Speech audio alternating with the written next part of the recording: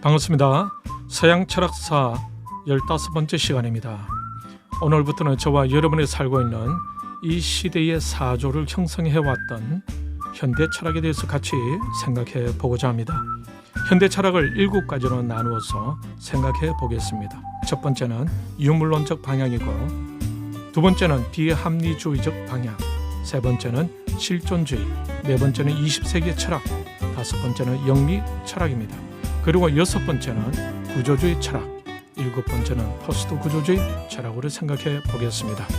자, 그러면 첫 번째로 유물론적 방향을 생각해 보겠습니다.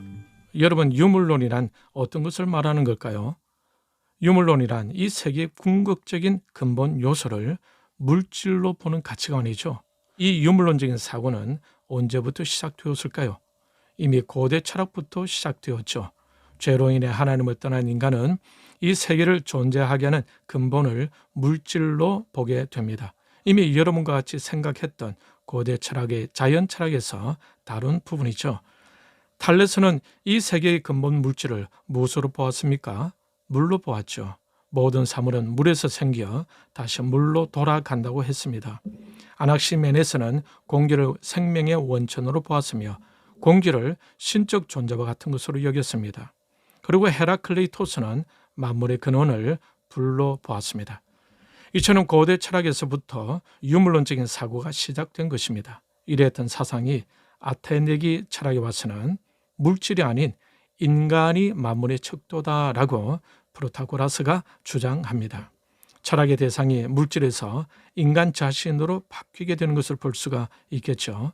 그러다가 아리스토텔레스는 개별적 사물 가운데 들어있는 형상이 실제이자 실체라고 주장합니다.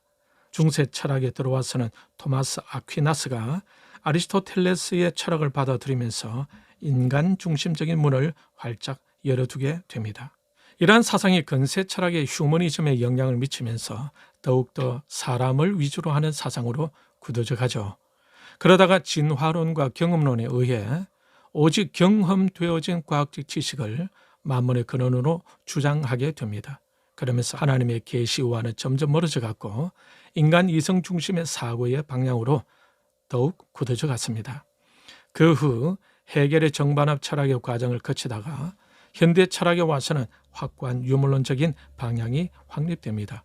이처럼 유물론의 역사는 고대 자연 철학자들로부터 시작해서 중세 시대에 보편적인 것이 우선해서 존재한다라는 것이 아니라 각 개체가 보편적인 것보다 우선해서 존재한다고 주장하는 유명론을 거치게 되고, 근세의 영국 경험론에 이르기까지 유물론적인 사고는 그 명맥을 계속 유지해 왔습니다. 그러다가 프랑스의 유물론자들에 이르러서는 극단적으로 나타나게 되는데, 현대의 자본주의 경제 체제가 등장하면서 이제 유물론은 무시할 수 없는 거대한 시대적 조류가 되어버렸습니다. 이러한 사상에 큰 영향을 끼친 인물들이 많이 있지만 그들 중에 포이어바흐와 마르크스, 이 두 사람을 같이 생각해 보겠습니다. 먼저 포이어바흐를 생각해 보겠습니다. 포이어바흐는 원래 성직자의 길로 가려고 했습니다. 그런데 헤겔의 좌파로 불렸던 청년 헤겔파에 가입하여 헤겔 철학의 급진적인 갈래들을 종합 연구하다가 기독교를 폐기하고자 앞장서는 철학자가 됩니다. 그의 주장은 신은 인간에 지나지 않는다라는 것입니다. 신을 인간이 만들어낸 환상으로 보았습니다. 그러면서 이제 문제는 신이 존재하느냐 존재하지 않느냐가 아니라 인간이 존재하느냐 존재하지 않느냐에 초점이 맞춰졌습니다.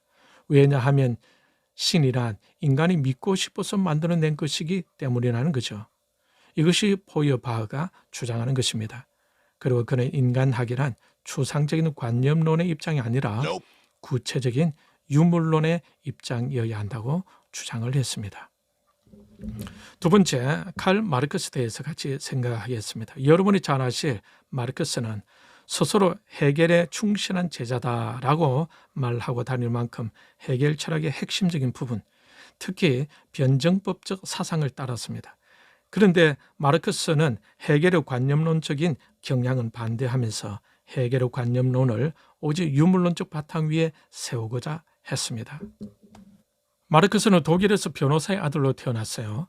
학창 시절에는 그리 모범생은 아니었던 것 같습니다. 싸우다가 다치는가 하면 큰 소리로 노래 부르고 돌아다니다가 대학 안에 있는 학생 감옥에 갇히기도 했죠.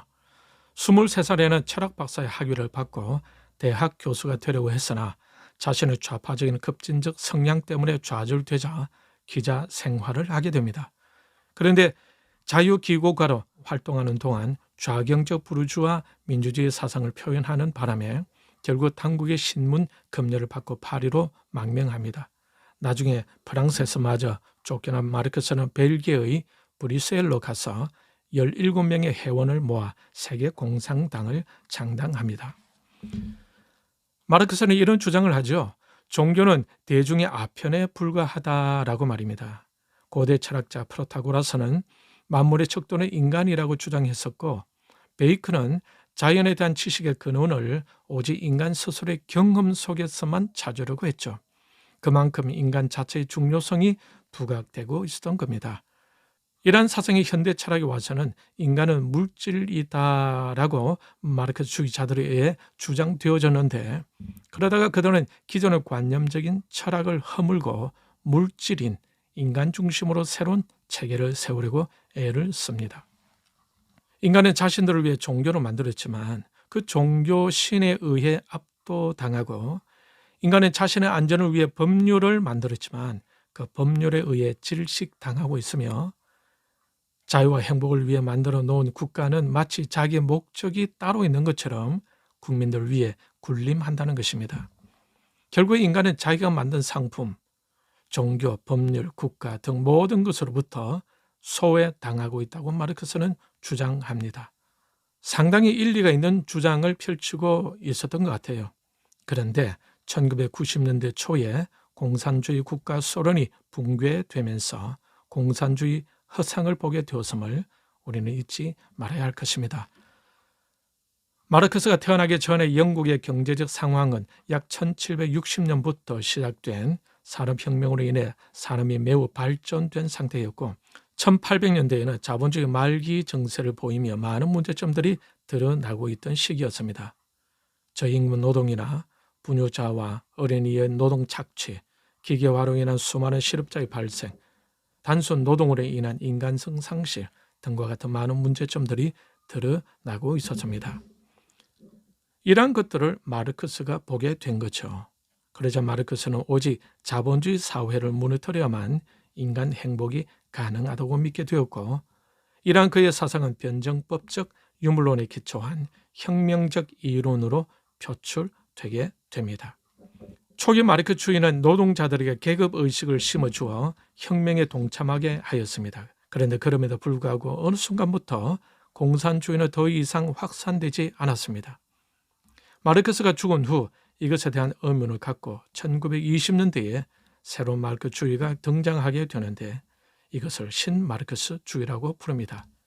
안토니오 그람시와 게르고 루카치에 의해서 형성되는데, 계급투쟁이 아니라 문화적으로 각 영역에 침투하여 서서히 공산화하고자 하였던 것입니다. 그렇게 일어난 세력들이 프랑스 68 혁명 이후로 지금까지 전 세계를 문화 마르크스주의로 세계를 공산화하고자 애를 쓰고 있는 것이죠. 그 현상이 21세기 오늘날 현재 우리 대한민국에서도 진행 중에 있는 것입니다. 이미 서구에서 많은 문제를 일으켜 외면당하고 있는 사상이 뒤늦게서야 우리나라로 수입되고 있는 것을 보면서 참으로 안타까운 마음이 그지 없습니다. 자, 오늘은 여기까지 하도록 하겠습니다. 유물론적 방향으로 흐르고 있는 현대 철학을 잠깐 살펴보았습니다. 다음 시간에는 비합리주의적 방향으로 흐르는 현대 철학을 같이 생각해 보도록 하겠습니다. 현대 철학에 어려움이 없지 않겠지만 오늘날의 기독교 관점에서 이런 인문학적인 지식은 필요한 것 같습니다. 다음 시간에도 세상 속에 흐르고 있는 철학적인 흐름을 같이 생각해 보고자 합니다. 시청해 주시는 여러분께 감사의 마음을 전하면서 다음 시간에 또 뵙도록 하겠습니다. 감사합니다.